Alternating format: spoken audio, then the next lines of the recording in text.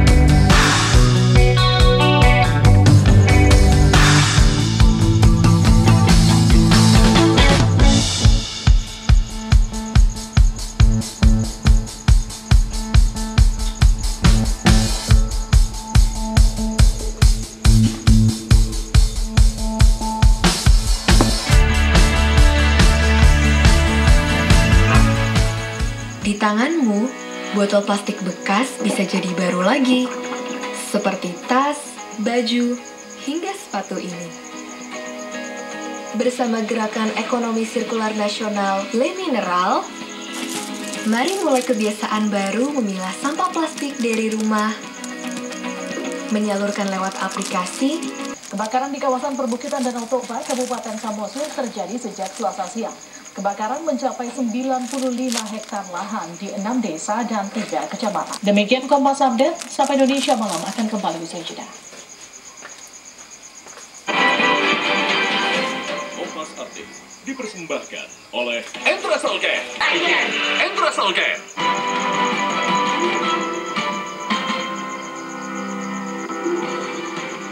Bertemu kembali, Barreskrim Polri mulai menyelidiki dugaan kesaksian palsu AF dan DD dalam kasus kematian Vina dan Eki di Cirebon 8 tahun silam.